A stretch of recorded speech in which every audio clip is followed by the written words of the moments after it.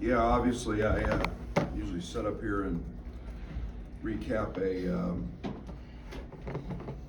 outcome of the Michigan game, and obviously with the court's hearing yesterday. I'll start with that. I think it's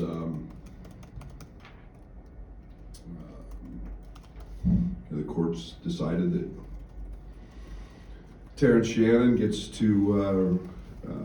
back full status immediately, and as we had a very late arrival back from Michigan, roughly 2 a.m. That pushed our practices back yesterday, and when Josh informed me of that decision, that he was reinstated, we had a late 4 o'clock practice, and Terrence was available for that practice. So it was not a heavy, intense practice in terms of that. We had some guys log some major minutes. We are going to go today. So obviously Terrence has been gone for 6 games. He's been gone for 3 weeks. And there's an integration process that takes place there. He has been away from the team in terms of team workouts. He was allowed to take part in individual workouts, continuous conditioning, continue lifting and doing those sort of things with Fletch, which was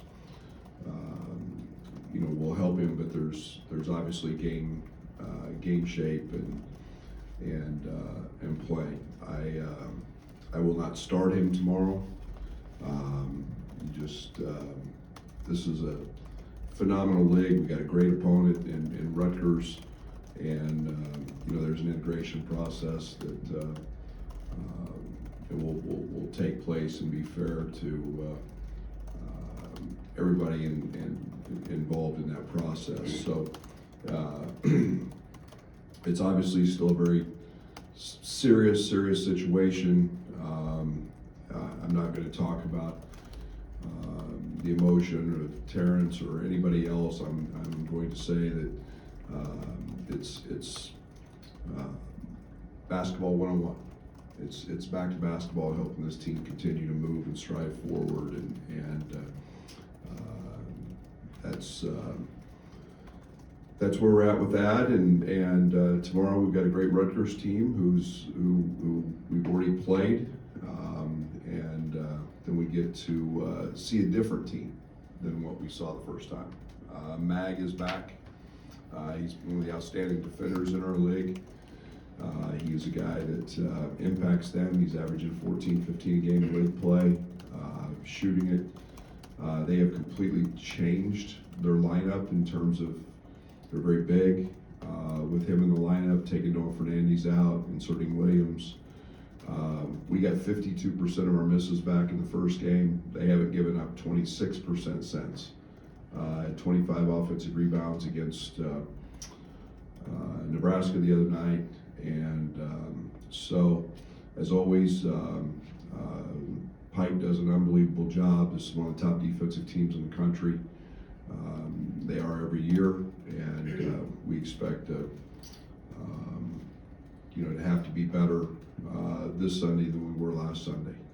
And that's our goal, is throughout all this, is to continue to get better every day, and we'll have to be good. Okay, take your question.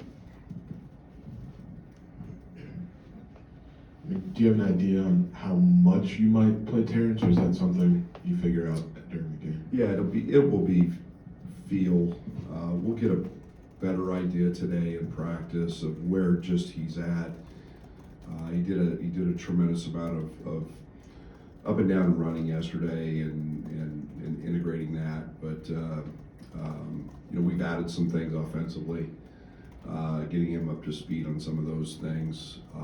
The challenge as a basketball coach is, we've been in a pretty good, we've been in a nice flow offensively, we don't want to upset the apple cart, so to speak, and so finding that out, but understanding also, what his value is to our team. We all know that. And so along those lines, what's been the conversations with you guys as a staff to obviously knowing what he's capable of doing on the basketball court, but kind of where you guys are offensively and blending those two ideas? Yeah, it's we're not going to change much. I think the one thing we understood with Terrence earlier, we truly didn't run a lot to him. We didn't run a lot of action.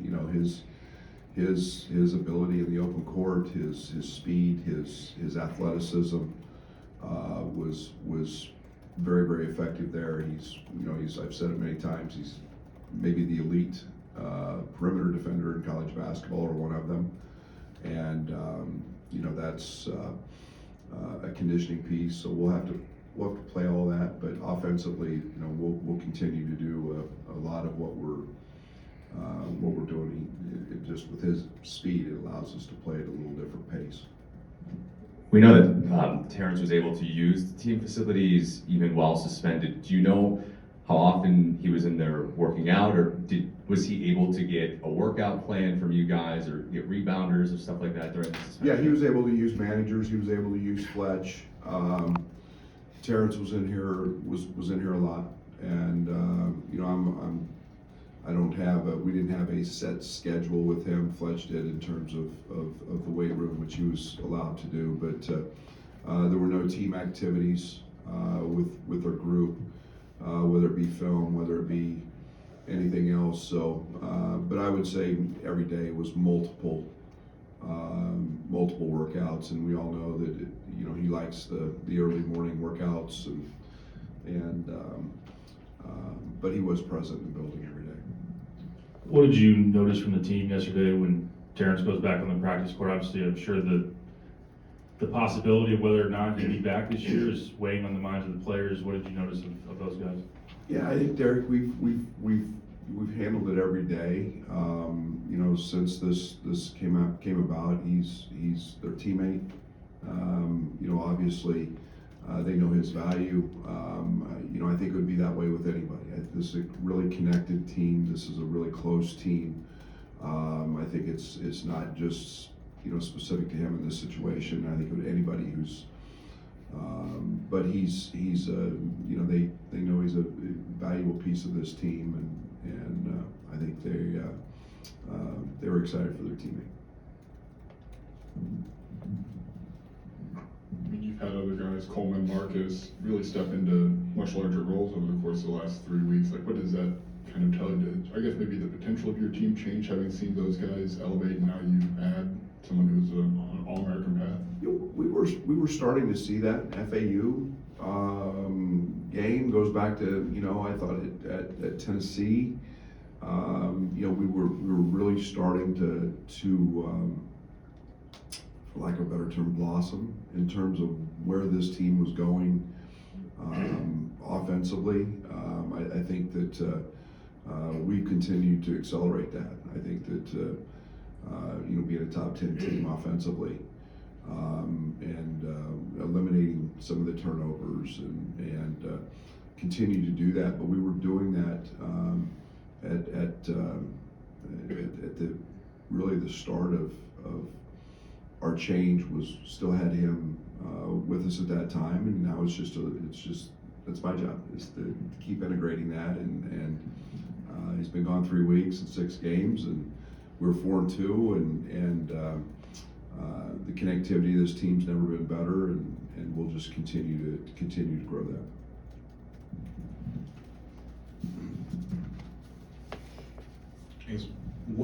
Mentioned offensively, that you're in a good place. Well, what does this maybe do for the team defense? Because in the last 6 games, the offense, just in that stretch, like top 2, the defense, not quite as high. Yeah, there's as I said earlier, he's one of the elite defenders. You know, he's 6'6", he's 220 pounds, and he's a very, very gifted athlete. And on the ball, he's been shown to be elite at that. And you add that piece back, and that helps us. There's no doubt about that. It helps us. We've been able to grow some depth around that as well. So you're just talking about an elite player on that end of the court. Brad, have you been happy with what you've heard from Fletch or gotten reports from Fletch on his ability to handle normal workload, or how does that look for him right now? It's not an injury, it's just he's been out for 3 weeks. I'll have a much better feel today. I was impressed yesterday, and again, we went an hour because of certain guys didn't logged heavy minutes at Michigan, and wasn't the most intense practice today. Will be. I'll have a much better feel for that. But everything Fletch has said, and Terrence has always been an extremely hard worker, and but there's also no conditioning like game shape, and having to play with adrenaline and the feel of that. So there'll be some. It's just human nature. There's going to be you don't miss 3 weeks and not have some effects. So we'll monitor that, and we'll have a better idea of what all that looks like today. Coach, I know that suspension was lifted. When the decision came down yesterday, was there a discussion with Josh Whitman and the brain trust on whether you're obligated to play Terrence? Yeah, of course, say that. Yeah, and there's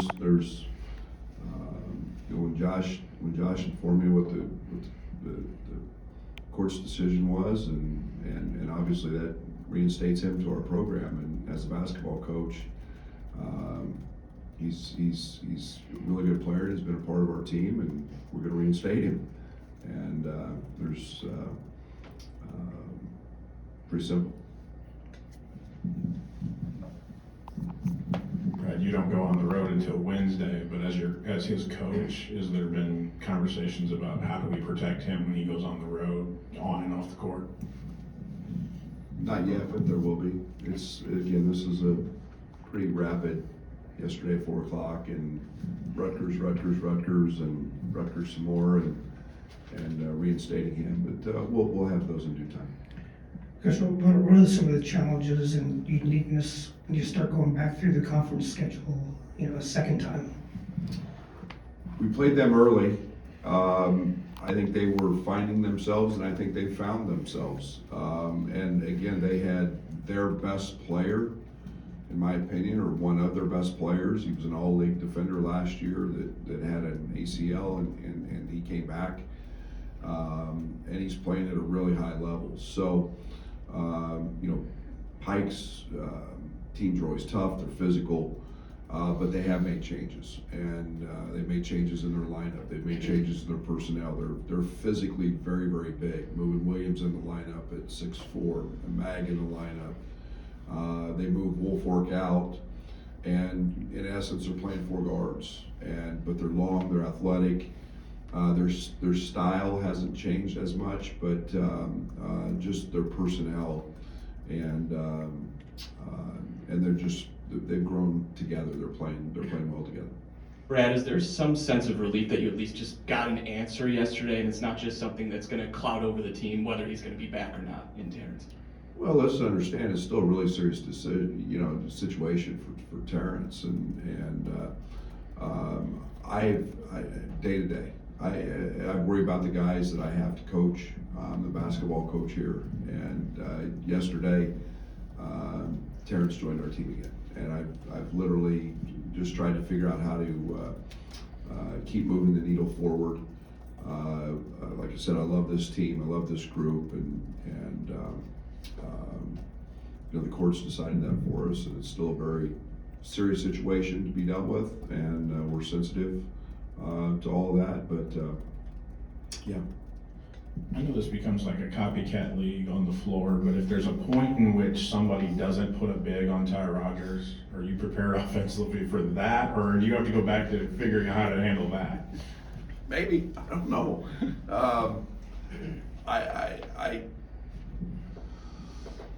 Yeah, I think so. I think so. It's About a month now. Yeah, I think that, everybody's throwing bigs on Ty, and he's had a couple career highs, and Ty's so fast and in the open court, that it causes problems. He's proven, he's shooting a great percentage, he's getting fouled, his assist numbers are great, his turnover rate is really, really low. I just kind of look at it, anytime we can get somebody to do something that maybe they don't practice every day, that they're having to scheme for us for, okay. But if they do play more traditional, we'll be fine. Brad, obviously Terrence's situation would be hard to ignore, especially for the teammates who went over to the hearing last week. How do you feel like they handled that while the uncertainty was there, and how do you feel like they'll handle all the outside noise that comes with him being back? Well, I think he's their teammate, so I think they're good, they're supportive of him. There's no doubt. But I think that the everyday approach is the only way we can take it. You hear me say all the time, it's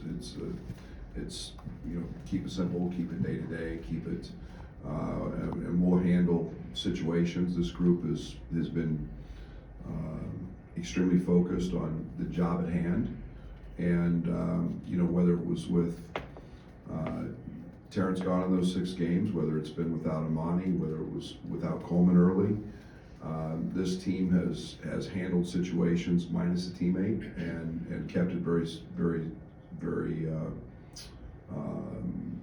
very true to the basketball form. That's my job, and I take that very seriously, and we'll continue to just handle things that way as it comes up with road games and every other situation. Coach, you had Coleman Hawkins coming off a great game, obviously, but really a great stretch of basketball from him. Can you just comment on the season he's having, and has he turned a corner, just from a mental standpoint this season? I think so. I think it's the game's simplified for Coleman. I think he's having fun playing basketball. I think he's having success because he's having fun. I think he's confident. I think he's very comfortable in the simplification of a role that we've had for him. I think he's always been, in my opinion, special on the defensive end. And now we're just kind of seeing all of that come together with what he's doing on the other side. But he's, I think he's really enjoying practice. I think he's really enjoying the putting in the time and the work, and all of that's paying off for him. And again, it's been a great process that I wish all student athletes could see, because he's gone from kind of a cheerleader as a freshman to now becoming a truly one of the unique guys. And that performance the other night was fantastic against Michigan. I mean, we're obviously one of the worst teams in the country at forcing steals, and he may have had as many steals in one game as we had all season. So, but he was special. As a follow-up on that, did getting through the tendonitis, did that sort of unlock things for him, or was there a mental shift too for him? Well, I think when you feel good, you're where you feel discomfort, there's always a little mental anguish, maybe that it's not as fun, it hurts, it's having to play through something, and it's not that problem is gone full time. He's having to really continue to work very hard at that, and yeah, I'm sure that's part of it. I think just being a vet, I think the roles that we have him in have simplified things on the offensive side, and then again, I think it all just comes together, and it's fun to see him smiling on the court and having fun. Health question, with Armani and his back deal, and also has the cold and flu season made it through your locker room yet? I hope it's through. Yeah, hit the head coach too. Yeah, it has been trying. I thought the other night was the healthiest we've been. Amani's closer. He's in a not full-fledged practices yet, but is gaining on that. So I hope even possibly today or maybe early next week that we have him available in practice. This will be our last one here in the back. Obviously, emotions will be high in the State Farm Center tomorrow, but you've got a team that's a hard-nosed defensive team that's kind of in do or die mode. How do you kind of avoid what people would call maybe a trap game tomorrow? I don't think there's any trap games in the Big Ten. I think this league's brutal. I think they're all, if you don't play, you lose. And there's nothing trap about it. Steve Pikiell's one of the great coaches in the country. His teams are always, you identify what his team is and what the game's going to be in scout and preparation. And you better go out and strap it up. And whatever the emotions are, we have to execute. We have to play hard. We have to be dialed in as a group and be a heck of a lot better this Sunday than we were last Sunday. Okay, thank you.